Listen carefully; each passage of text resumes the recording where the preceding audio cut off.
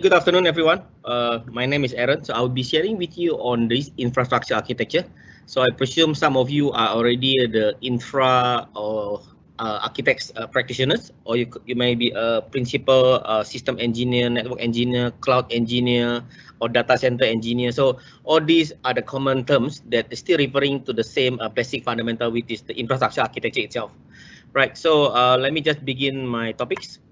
So I will just introduce the body first, which is the ISA, and also they have a body of knowledge, because whatever that we learn in all the architecture discipline and the domain are actually originated from the body of knowledge. So let me just begin by introducing who is ISA for some of you who have never heard this organization. So ISA is the Global Enterprise Architecture Professional Body and founded in 2002 in Austin, Texas. So they are focusing on the enterprise architecture profession. So basically you and me who are the practitioners. And of course, the members about 74,000. And I think the key is that they are the organization that who develop the body of knowledge for the architects, which is what they call it ITABOK. And of course, it's non-profit and run by all the architect volunteers, and basically is covering or encompassing the entire domain of architecture, from the business architects, information architect, or sometimes we call it data architects, software architect, or sometimes we call it also application architect, infrastructure architect, and also sometimes it's called technology architect and solution architects. So ISA is focusing of almost for every architecture professional specialization role. So ISA developed the body of knowledge. Actually, ISA believe that we can train a profession. Basically, we can train someone to become the architects. So perhaps you may be doing a lot of or many years of system engineering and a network data center configuration, but you want to become the architects. So basically, ISA have the body of knowledge to bring you up to speed in terms of the industry best practices. How can we become or effective in our role as an enterprise architect or infrastructure architect in this context? So they have a body of knowledge, they have a development globally, they got qualitative analysis, and after that, they have created a lot of the training program. Okay, so the training program, I think quite a good news. I know that some of you from Hong Kong, Indonesia, Malaysia, Indonesia, and Singapore attending this. But for Singapore, I think they got the grant. Singapore government issued a 90% grant, and if you are in the financial industry, you can get up to 95% grant. This is Singapore. And for those in Malaysia, if you are enterprise, Sendirian Berhad, a company incorporated in Malaysia, you basically can attend this training for free, 100% fully paid by the government. Yeah, so if you are interested, please contact our team, because seats are limited for this free training. This is not gimmick, but it's real. So let me just share with you on the 5 pillars on the body of knowledge. So basically, the first pillar, they call it business technology strategy. So this is where architect playing a critical role, understanding both business and technology and how it can help the organization moving forward.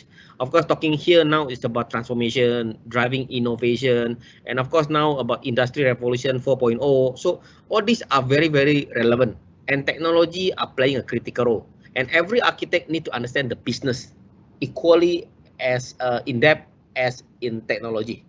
The second one is human dynamic pillars. As you can see here on the screen, that human dynamic basically focusing a lot on the relationship, on the office politics, about the communication. So about of course the working in the team and etc. So it's very, very important for architects to master this skill. And the middle is quality attributes. Is about basically our maintainability, security, performance, reliability, etc. Which is very, very critical to the infrastructure architecture role. Because what happened is that we need to provide a robust platform, a robust environment for technology to support and run the business. And the next one is IT environment. Basically, it's about all the necessary practices need to be in place, right? Project management, IT service management, which is also pertaining to the infrastructure architecture. And you need like a governance, COBIT, you need a framework, a TOGAF, all within the IT environment. Then the next one, design skill. So more on the like you are delivering a model in Archimate or UML. So that one also very, very important for infrastructure architect to deliver or show the output of their work. And of course, the specialization of business, information, software, infra, and solution. So in terms of the architecture role itself, so basically architecture drive the transformation. So if you see at the outer layers of this graph, That's where the top one is, they call it thought leadership transformation. So architect need to drive a so-called transformation within the enterprise.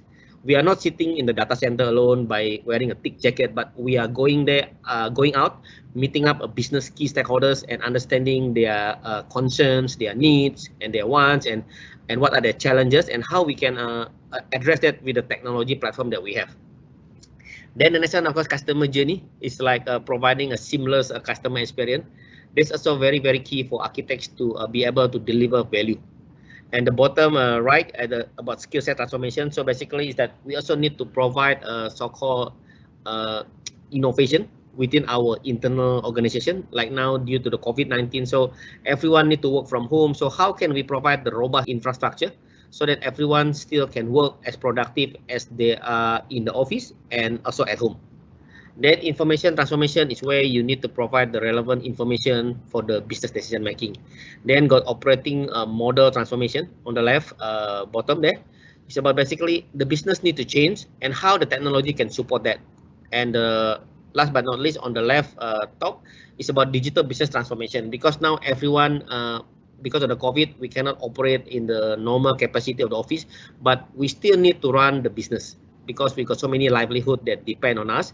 So basically, how can we leverage on the technology to bring this change or transformation to the business? And the middle part is where the architects are playing a critical role to drive the so-called the outcome of the innovation and also drive the capability. And this is basically the slide that I often use. Today, without the enterprise architecture, many of the initiative from the strategy go straight to the transformation. If you do that, and basically it's no different than what we used to do 20 years ago. What we need now, actually, we need to have some sort of architecture. We need to understand the model. We need to understand the impact before we can run the transformation. So instead of doing 1 to 3, we need a number 2. So it's very, very critical in the today context, because in the past, I think 5 years, the demand is there, is picking up, but not as high as now, because now people just realize that they cannot just run the transformation project without the architecture. So what happened is that the enterprise architecture is trying to connect between the strategy, between the motivation of the key stakeholders, their goal, their driver, to the business, how the business itself operating or supporting or realizing the strategy that has been set by the senior management, and where the technology, the bottom part, is the role of the infrastructure architect. Now it's like everything need to be aligned. We need to look at the cloud or the sensors, the robotic, and then IoT, and also of course the mobile. Now the network also go to 5G and etc. So how can that bring value or strategic advantage to our business? So what we are trying to do is that we are trying to connect enterprise from the strategy to the business, to the information, to the application and infrastructure, and vice versa, which is what we call it digital connected enterprise model. With that, then we can run the transformation plan and roadmap. It is basically working very closely with the project manager, project management team, as well as with the service delivery and support team in terms of the fulfilling the SLA and etc. So what if I unwrap the layers, the top, this is what you will see. So what happened is that the business and the IT strategy need to be aligned, need to be hand in hand. Then after that, we understand in terms of the input of the aspiration, motivation of the key stakeholders in terms of the architecture. We want to see the impact in the business, information, application, and technology itself. Then after that, we understand the gap, and the gap, we pass it on to the digital transformation team, which is the PMO team, to execute the various project and initiative. So this is basically the essence of the importance of the architecture in the today context. So let me just move on into the more focused topic on the infrastructure architecture specialization. So these are so-called the role of architects. So I think for some of you who have attended my earlier presentation on the webinar on this topic series.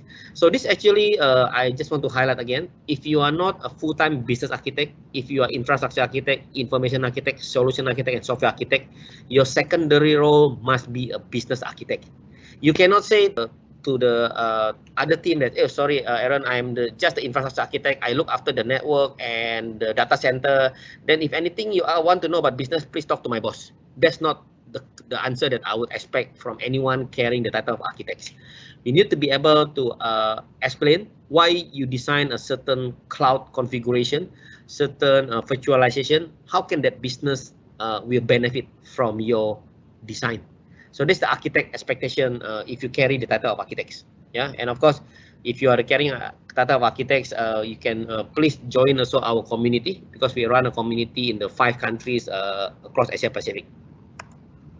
So infrastructure architecture role definition, basically infrastructure architect create and refine architecture, of course infrastructure architecture, and on the server topology, so understand basically all the server configuration, the nodes, the zone, and of course network infrastructure in terms of all the security, the layering, the zone, and data center with compute environment. So you know how to virtualize, how to scale up and then scale out the machine. And all of this actually to ensure that business continuity plan is achieved. And of course, infrastructure architect is also called a technology strategist and design the technology landscape to support the business. So this is the word, the first and the second point have the business word there. So an infrastructure architect need to be able to relate and also to answer why their solution are supporting the business. Then the next one, of course, on the infrastructure architect is also called a technology troubleshooter and looking on the potential technology disruption that may impact business continuity. So these are very, very important summary about the infrastructure architect role. And this is basically about the path, about the learning path. Let me just go through one by one. So if you are infrastructure architect, these are some sort of the expectation, knowledge or experiences that you need to have. DevOps. DevOps today are very, very important because industry is converging in terms of the software development and support. So DevOps is one of the so-called method that are critical today in the supporting the agile way of developing or delivering or managing the configuration of the system. Yeah, so this is something that we do provide that the training. Then the next one is ITIL. ITIL also very, very important now is ITIL 4. So basically about how to fulfill the SLA, conduct the support, troubleshoot any request and etc. So ITIL also are key for the infrastructure architect specialization. The next one is COBIT. So COBIT is about the governance. So infrastructure architect need to know about what so-called compliant with the law, rules, regulation, set up the policy and etc. So COBIT one of the also recommended training. The next one is business architecture fundamentals. This is basically about understanding what are the challenges faced by the business team, how we should communicate with the business team, and also vice versa. So actually, this course number 4 is actually targeting both business and IT people to have some sort of alignment, then give us the platform for communication, and they got a template how we can capture and define the requirement. The next one, architecture core, basically is about the journey, how you establish from the firefighting setup into the establish with the proper architecture in place. So basically a journey of the 17 scenario. The next one, of course, TOGAF. TOGAF also covering all the 4 domain of architecture, how you can define a robust infrastructure architecture that support the business, as well as supporting the application, and also keeping data in the safe environment. So TOGAF is one of the very proven framework for enterprise architecture, and infrastructure architecture is inside the TOGAF 9, which I will describe towards the end of my presentation. The next one, of course, Archimate. So Archimate is where you expose into the notation, because you need to describe your architecture, you need to describe your infrastructure. So Archimate giving you quite number of notation, how you describe that. To get, then I will share with you on this Archimate notation towards the end. Then the next one is TOGAF business architecture, basically to understand about the business expectation, the business modeling, and how we can deliver value of technology. Then this is the BTS, business technology strategy is actually the mandatory before you can take any of the specialization has highlighted at the top bar there, from the business architecture, information, infrastructure, software, and solution. So this is where the infrastructure architecture specialization sit in at the top. So we would recommend that you go through from 1 to 9, but if you have limited time, then you can go number 8 to 9, because you cannot take number 9 without the number 8, which is a business technology strategy. Okay, so with that, let me just continue. So infrastructure architect as a technology designer. So basically, architecture, of course, concentrating on underlying style and pattern, whereby the design actually relies on the creative element. So basically, architect got two components, the arts and science. So the science is where you can understand, like just now, the framework, the notation, etc. The design is where you can apply. You apply it within the context of the environment. Of course, here is basically the expectation is that how can we deliver technology value to the business. Then, of course, design configuration is also very, very key for the infrastructure architect. And basically, you know, we also need to think through and design properly. We cannot just every time just load or download the software, click, and then auto run to set up. But we need to understand the whole spectrum. We need to plan in terms of the sizing, in terms of the data backup, restore, and etc. And of course, design is also subject to same rigorous for all the architects from business, software, information, infrastructure, and solution. And of course, they got some sort of process in terms of the design. We need to understand the feasibility stage. We need to understand the preliminary. We need to come out the detail and also the planning before we execute. So these are some of the quotes that are quite interesting. Yeah, and let me just read this for you. A man once approached a well-known surgeon and said, "You make money in a day than I make in a year." That's the reality of life. Yeah. So I don't think it is fair. Is what you do so special? The surgeon replied, "Surgery itself is not that complicated. I could probably teach you to do it in a few weeks. What takes the training and the skill is knowing when not to operate because it can harm the patient. Yeah. And what to do when something goes wrong. Learning those two things can take years. That's why the doctor is charging quite high because they have a skill set. The same thing with the architects. We need to be able to pick up any situation and understand the context and offer a solution. So infrastructure architect also as a technology leader, we are also responsible to lead and influence the team. So from here you can see that how you become a lead, you need to have a leadership quality. You also need to have the so-called marketing or sales skill set to influence team to get the buy-in. And of course, we need to provide the mentor and guidance for the overall ability for the entire infrastructure solution architecture to be delivered. And of course, a leader is when people barely know he exists. When his work is done, his aim fulfilled, they will say we did it ourselves. But I think this is very, very relevant for infrastructure architect. I mean, I work with the infrastructure architecture team, and I can see that among all the architects, they are the one that in most invisible. Invisible means if nothing goes wrong, nobody look for them. But when thing goes wrong, they know who they're going to shoot, with this infrastructure guy. Because why? Network is down, network is slow. But when thing goes smoothly, nobody care about them. But this is the reality of life. That's why I would recommend that if you're an infrastructure architect, you also need to perform the role of business architect. Then with that, you can do a face-to-face facing with the business team, understand their challenges, communicate, and how you address their concerns. And infrastructure architect also work with other various roles, as you can imagine here, almost with everybody, right? In the project management, from the project management, system, network, to the business, and also all the architects. What we are trying to do actually when we are developing or deploying the enterprise architecture model is that this is actually the real enterprise today. It's very, very complex and all got multiple layers. And each layer itself got the layers of the people, politics, and the challenges itself.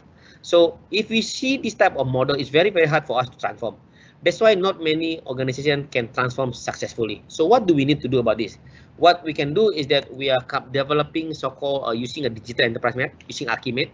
So we need to develop the motivation and the strategy layer. Then from there, we understand what are the business impacted. So we look at the business layer. Then after that, we look at the application, which are the application that's supporting the business. Then after that, we look at the technology. So infrastructure architecture is in the term of value chain at the level 4. So in order for you to do it right at the level 4, you need to go back into level 1, which is at the motivation and strategy layer and the business layer. So from there, you can understand why the application needed certain sort of the infrastructure setup. Then with that, you need also to have information or data architecture, where glue the business, application, and technology layer together. Then after that, of course, with all the implementation and also the roadmap about the how are you going to transform to run the transformation project. So let me continue further into the topic number 3, infrastructure architecture fundamental. So in terms of the infrastructure, these are some of the quality attributes that are very, very important So although the infrastructure architect typically working very closely with the vendors, and typically is that more on the configuration, but I think this is not an excuse for architects to understand deeper the impact of the technology to the business, rather than just buying the latest and coolest latest series or version of from the technology vendor that have that features. But we need to be able to understand in terms of the business needs. So we need to understand in terms of the availability, scalability, recoverability, security, and etc. So these are very core quality attribute for enterprise architect to possess. The next one, of course, data center. So data center itself basically is about how we can do realize the business, the data, and the application requirement into the infrastructure domain. Because what happened that we already understand the business, data, application. Now we need to put it into the platform. So this is where the infrastructure architects playing a critical role. And of course, to understand the consequences of design decision, why you design it this way. What if you move it into the private cloud? What is the impact to the other business user? Can they access it? And how about the balancing requirement? Can I scale up and scale out? So these are something that we need to know. The next one, of course, core data center area like resource consumption. We need to know about the power, cooling, physical space, etc. And of course, the data center technology and the facility is also very important in terms of the proximity, redundancy, and enterprise solution. And of course, data center architecture is not about building a physical location with multiple racks, but it's about how you're going to design the network itself. And of course, talking about data center, they got multiple tier here, but I think most of us are in the tier 1 and tier 2. But tier 3 and tier 4 are very rare. So far, yeah, I only come across a few of them because the implementation from tier 3 to tier 4 are very expensive compared to tier 1 and tier 2. But these are something that are very basic for us to understand. Because what happens is that we need to know the context about our business. Do our business need tier 3? If not, we can live with the tier 1, just be it in the tier 1. Because the tier 1 is about 1 day plus downtime in a year. If the business can take that a 1 day downtime in a year, maybe during the public holiday or certain New Year Eve, then they can go for tier 1. Tier 2 is more stringent requirement, and tier 3 and tier 4. So all these are very critical in terms of the choice and option to make the decision. Basically, it's all related to the business decision.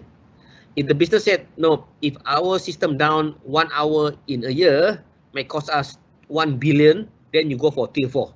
Because the configuration of tier 4 are very specific and high throughput, and also very expensive. But if the business justification is 1 billion 1 hour downtime, you can go for tier 4. But if you downtime for 1 day and nobody look for you, you can go for tier 1. So this is basically something that we need to make a decision. Then in terms of the infrastructure site selection, so basically is that we need to know where we are going to do the hosting, and of course we need to know all the selection in terms of the balance, security, in terms of the how far it is if anything happen, how far it is for us to go and troubleshoot if say the network is down. So we need to look into that factor. And of course, we look at the service dependency, natural disaster, and legal issues. So basically, we need to find the location that is whether affected by flood, earthquake, or typhoon, and etc. So we need to know all this very well when we plan for the infrastructure site selection. Then, of course, for the disaster recovery, is that whether we have the disaster recovery site within 100 kilometers. So if you have, then what are so-called the pro and cons? So we need to be able to line up this option, because if anything less than 100 kilometers, I think it's quite risky. And of course, some of the situation is that, yeah, some of the yeah, I know some of the banks and etc. That center is like within 50 kilometers, but some of them also they do a replication to the offices to another country. Yeah, so this also need to be considered carefully in terms of the, if this really disaster happen, how can we recover? How fast can we recover? Of course, the next one is like if you have another across continents, across country, more than 500 kilometers, what are the consequences in terms of the pro and the cons? So these are something that the architect need to think through, because we cannot just follow whatever recommended by the vendor and etc. But we need to understand that our business need this. So the next one on the infrastructure monitoring is also very fundamental for infrastructure architect. basically it's about all the having monitoring tools. So typically you will see the room with all the maybe 50-inch monitor. But of course we need to avoid a too sprawl, so don't lump everything into one screen, but we need to spread it out. Yeah, then we need to monitor the entire stack, and we also need to understand the impact, the bottom impact versus the top impact. Then of course we need to focus on the business impact instead of the signal to noise ratio. And of course, looking to add the value. Like for example, you know exactly that this is coming from which department, they got the time span, temps, and etc. So monitoring infrastructure architectures, basically you can use, of course, all the CCTV alarm and etc. But I think, of course, now I have visited one of the data center in Osaka, Japan. So it's quite interesting. The data center have a so-called a flood triggering and earthquake sensor. So when the earthquake come, the data center itself at the bottom of the basement, they got the absorber, like the car absorber. So it's a huge absorber that can stabilize the so-called neutralize the earthquake itself when the earthquake strike.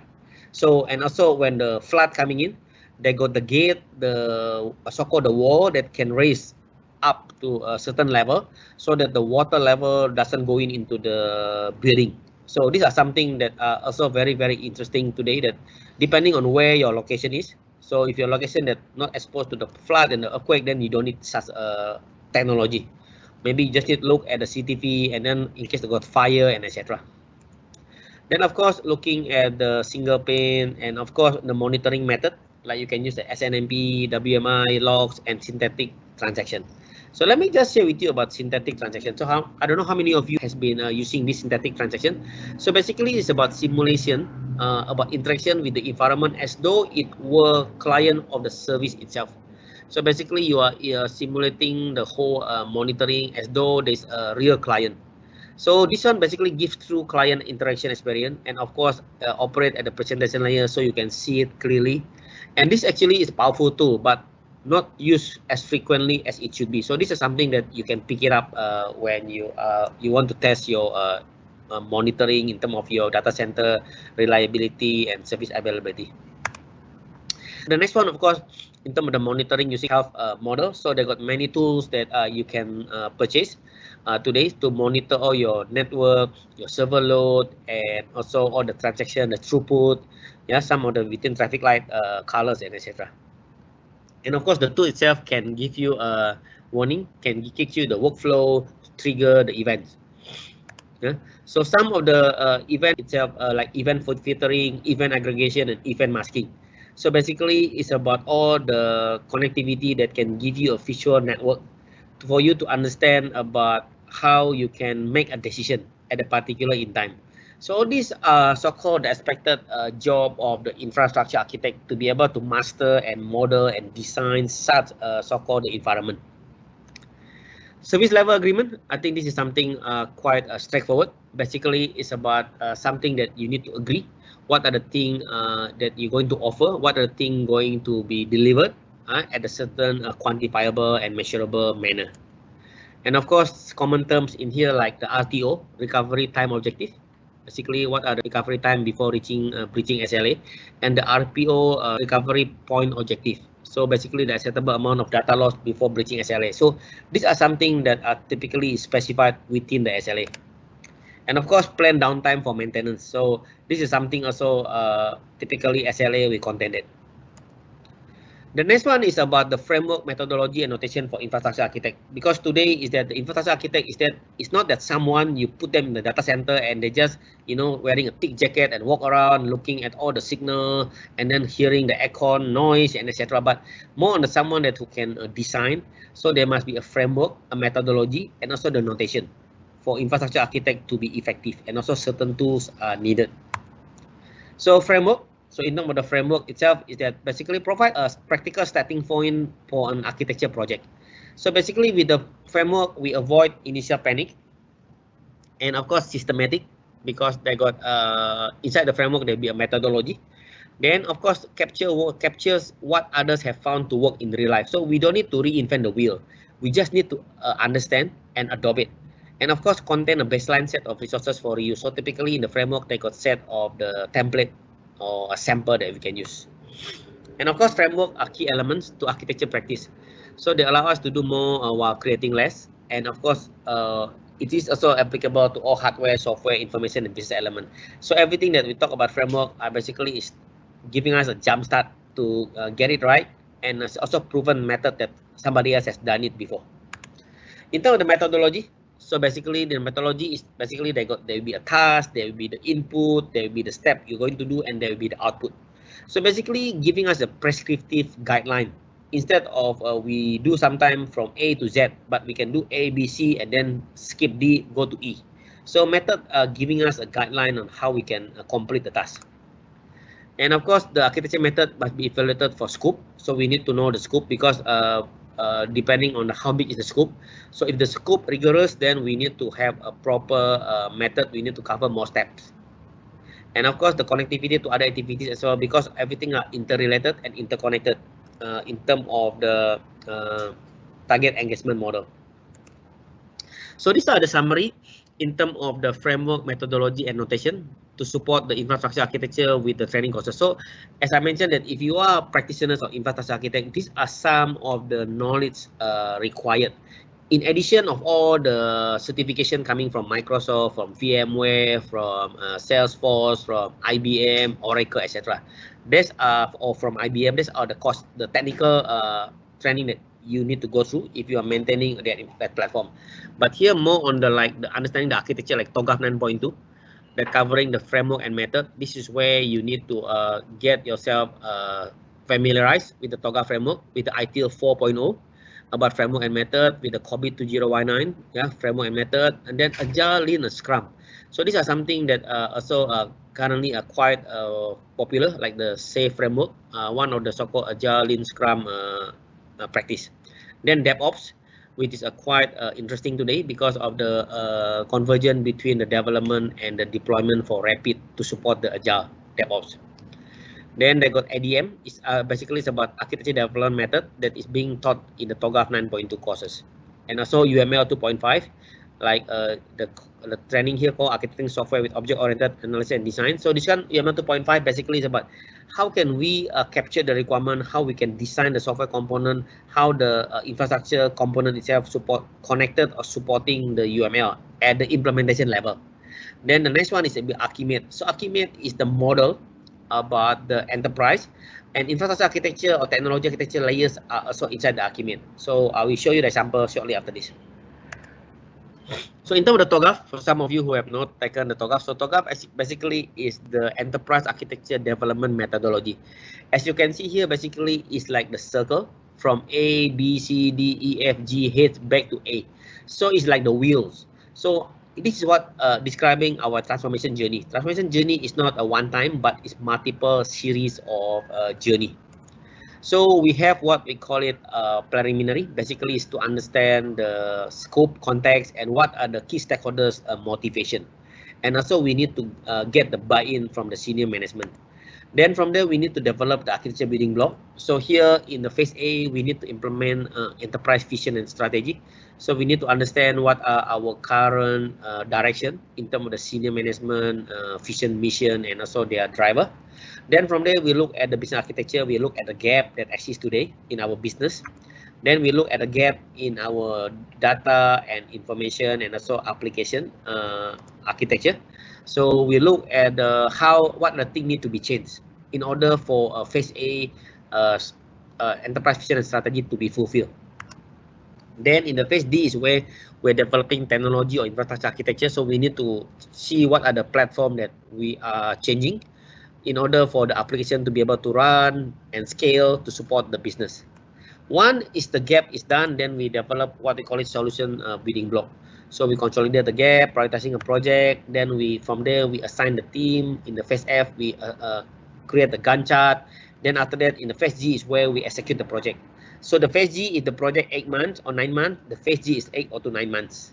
So architect need to make sure that all the implementation is according to the architecture.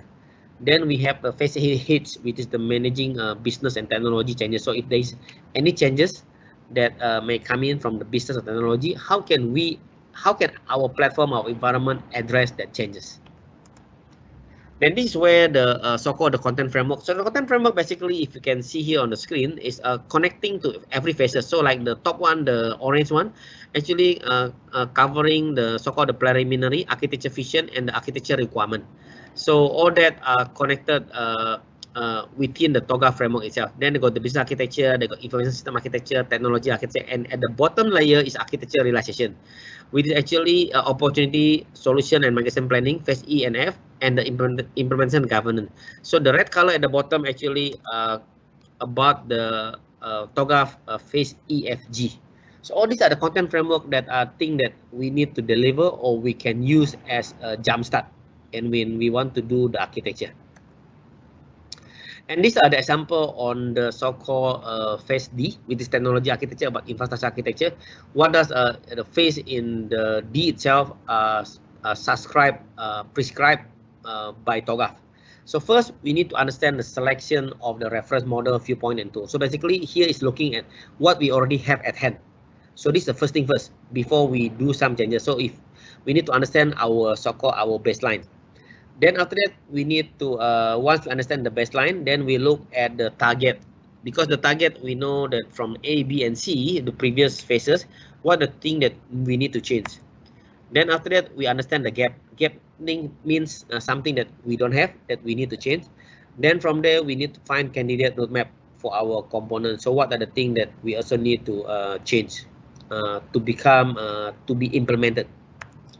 Then after that, we look at the impact across architecture landscape. This is very, very important because we don't want that when we change something, other thing broken. So we need to understand the impact. Then after that, we also need to conduct a formal stakeholder review to confirm that what architecture changes that we are going to propose will be supported by the senior management, because this may impact the cost, the timeline, and the complexity. Then after that, we also finalize the technology architecture, and of course in TOGAF they got the document called architecture definition document. In short, we call it ADD. So these are something that are very, very critical. So for those of you who have taken TOGAF, this is just a refresher, just one of two slides. So in summary, in terms of the technology architecture itself, as prescribed by TOGAF, they got the objective. So what are the objectives? Objectives, we are trying to develop the target architecture. Then they have a step involved, just now the 9 step that I described earlier. Then some of the input required. So some of the input actually coming from the existing infrastructure design, and as well as coming from the new requirement from the business, data, application, and also from the key stakeholders. Then the next one of the output, what are we going to deliver in terms of the technology architecture itself. So in terms of the model, like example on the Archimate, as you can see here, technology architecture on the right hand side is at the bottom there. So technology actually supporting the business, and the supporting the application, and application supporting the business. So we can see the interdependency. So if anything that we want to do upgrade in terms of the network, the router, the server, or moving to data center, another data center location, what are the impact to the application business? You can see, you can trace it from here. And of course, all that a model using the Archimate. So the left hand side here, as you can see, these are so-called the Archimate model elements that has a few layers here. So let me just see whether I can enlarge. Yes. So some of the thing, like, you need to understand the core element. Core element mean critical to the enterprise. Then got implementation, motivation, business layer, application, and technology layer. So all the color representing a certain of the aspect of the enterprise. Yeah, so I will not be going through the detail because they got a training program to teach you how to do this. So let me give you the next one is example. So how can we implement technology architecture in the practical sense? So here we're focusing on the TOGAF. So TOGAF and Archimate are looking at technology layer. So let me share with you elements that are provided in the Archimate 3.1. So Archimate 3.1, I think some of the name, I believe you are in the infrastructure, you are familiar with it. So they got the node, they got the device, they got the system software, they got the technology collaboration, because you also need to collaborate between different network, different system, different software. Then they got technology interface, they got the path, the routing itself, and communication network.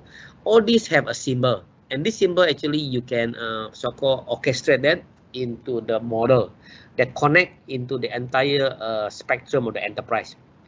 And of course, technology layer itself got the technology function.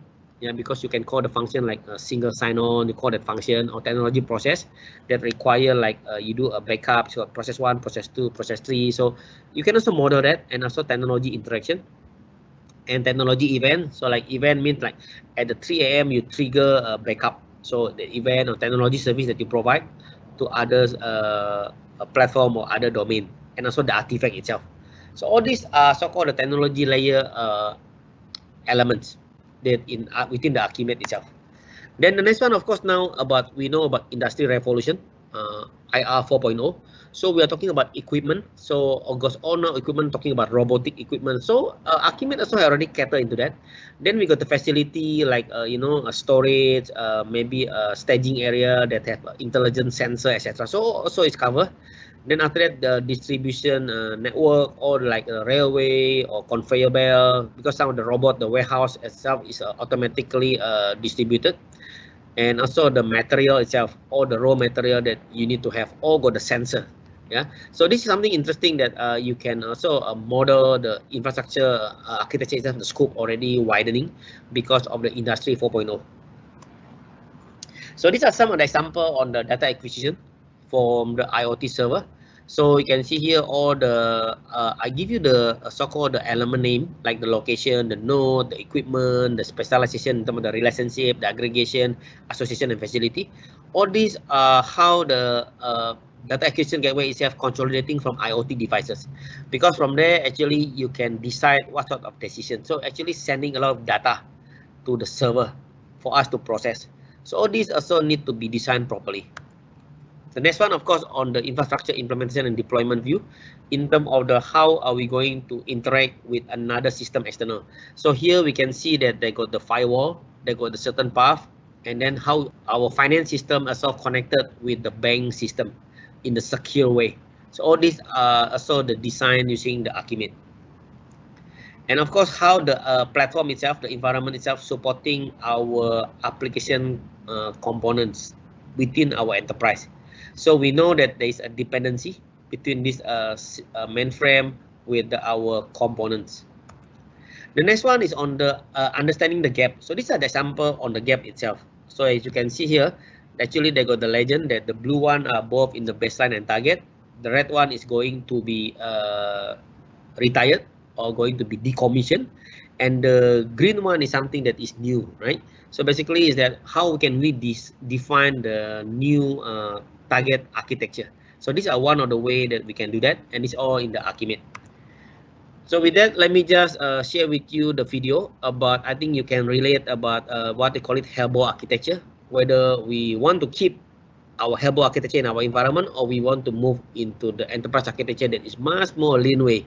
So let me just share this video for you. Why enterprise architecture? Well, here's a reason. Michael works at our company. Now, because of new business demands, he is in need of specific data. But his data is spread out over different applications. Exclusively for Michael, a developer writes a program that'll get his data from applications A, B, and C and write it to an Excel file in directory Y. That way, Michael will be able to read all the data in his spreadsheet and use it. Michael then realizes that he needs this on a daily basis. It would save a lot of time if the program ran automatically every day. Therefore, an infrastructure manager writes a batch job to set this up for him. Now, an application flow has been created, especially for Michael, which depends on a number of other applications. But Michael is not the only one who wants to improve his efficiency, so multiply this situation by a few thousand. We call this hairball architecture. Think of it as a huge hairball with fibers going in every possible direction. No one's keeping track of it, and no one has control over it. Now, imagine we have to replace a huge application because it's out of date and the supplier has said that in 2 years they'll stop the support. We have no idea what the application is connected to. It's an endless network of dependencies which were all created one at a time. and each connection made sense at the time, but the total is such a chaotic situation that it's impossible to change one aspect without damaging something else. Now that's where enterprise architecture comes in. We have to deal with the IT landscape in such a way that people have the freedom to create improvements and that there's always room for innovation. Architecture makes sure that our IT landscape is robust as well as flexible and efficient. This requires a process to keep things organized. For this reason, each new project needs a project start architecture. This is created by a project architect who is part of the project team. He or she writes a plan explaining how the total landscape will look when the project is complete. This plan includes the applications we've set up, what they do for the business, and the hardware they require. The project start architecture is evaluated by the architecture board. In this board, architects from every domain in our company work together and supervise the entire landscape. Summarized, enterprise architecture is about three things. We take a look at the existing situation. We help to develop and evaluate designs, and we create a sketch for the future so that everyone understands the direction we're heading. Architecture is about insight and knowledge. The world doesn't lend itself to being easily understood or pinned down in rules. There's no way we can know what the regulators are going to say to us 3 years from now. But what we can do is make choices which will ensure that we will be flexible, robust, and efficient in the future. Because in the end, it's all about maintaining our ability to change.